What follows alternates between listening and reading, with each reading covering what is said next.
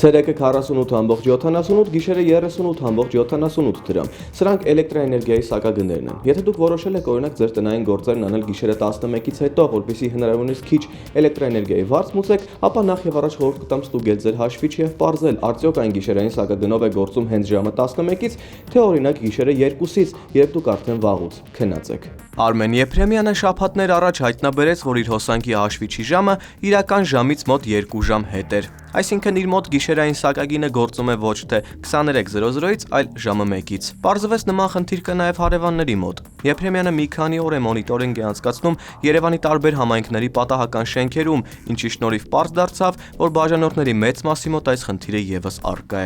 Այս անգամ Եփրեմյանի հետ շրջեցինք Քանաքերզեյթուն վարչական շրջանում, որտեղի Ռուբինյանց 23 շենքի բնակիչներից մեկն ահազանգել էր, որ իր հաշվիչի հետ եւս նման խնդիր կա։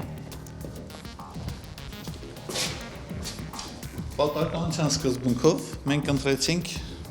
Ռուբինյանց 23/1 շենքը։ Եվ առաջի հաշվիչը փորձենք նայել։ Առաջի անգամ մտնում ենք, ես իմ կյանքում առաջի անգամ եմ շենքում, ոչ մեկի ստեղ չեմ ճանաչում։ Ստուգենք առաջի հաշվիչը ինչ է ցույց տալիս։ Հիշեցնեմ, որ նախ պետք է գրի տարեթիվը, անմիջապես տարեթվից հետո ցույց է տալիս ժամը, որպեսզի բնակիչները իմանան ինչպես ստուգել։ Ահա, տարեթիվը մենք տեսնում ենք 19/02/2016 թվական։ Հիմա հաշվիչի թիվը կֆիքսենք։ Ժամը 11:22։ Ստուգենք մեր ժամի հետ։ Այժմ 12-ին 10 է պակաս։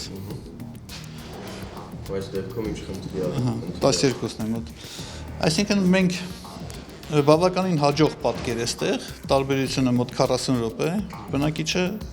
հույսով եմ այդքան շատ չի տուժվել։ Սոսկալի թվեր ա գնում, ես չգիտեմ այդ չուչիկետ ինչա, մենք ուզում ենք որ կանչեն, բերեն մի հատ ստուգել տանք։ Շարունակեցինք մոնիտորինգը։ Եթե նախորդ շենքում անգամ 2 հաշվիչ գտանք, որոնք հօգուտ բնակչի էին աշխատում, ապա հաջորդում բոլորովին այլ պատկեր էր։ 9:57։ 2 ժամ հետ արդեն այստեղ։ Իրականում հիմա ժամը 12-ն է, այստեղ 10-ն է ցույց տալիս, 2 ժամ տարբերություն։ Դա ինչ է նշանակում, որ էժան սակագինը աշխատում է իրենց մոտ գիշերը ժամը 1-ից։ Բայց միգուցե իրենք գիտեն, որ 11-ից արդեն էժան սակագնի տակ են, հարթուկ են անում կամ էլեկտրոսարքավորում են միացնում, ծախսում են հոսանք, բնականաբար թանկ սակագնով։ 10:41, այստեղ մի ժամ 10 րոպե է տարբերությունը։ Մի ժամից մինչև 2 ժամ-ու-կես տարբերություն կա այս վահանակին։ Բոլորը աշխատում են ի վնաս բնակիչի։ Այս շենքը նշենք, որ ի վնաս բնակիչի։ Արմեն Եփրեմյանը պարզաբանում է, հոսանքազրկման ժամանակ հաշվիչի ժամը կանգ է առնում եւ միացումից հետո այն հետ է ընկնում իրական ժամից։ Եթե մարտկոցը 2 տարի երաշխիքային սպասարկման ժամկետ ունի, 2 տարի հետո պետք է փոխվի այդ մարտկոցը։ Այլապես ի վնաս, եթե բնակիչը աշխատում է ինչի համար, բնակիչը կարող է բողոքել եւ փոխհատուցում պահանջել։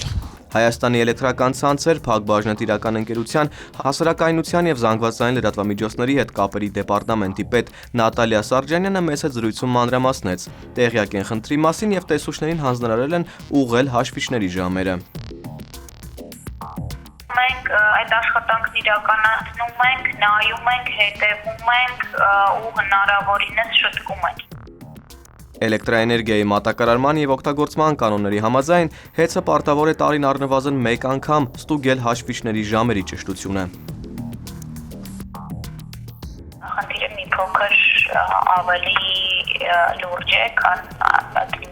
տարին 1 անգամը չի բավականացնում, այլ հիմա եթե այն պահից, երբ դիմումների քանակից ելնելով սկսեցինք հարցին ուսումնասիրել ու բոլորին հանձնարարվել է հաշվիչների ժամերը ստուգել, ճշտել, ուղղել։ ՀԵՑ-ը սակայն փոխհատուցման վերաբերյալ դիմում չի ստացել, Սարջանյանը մանրամասնեց։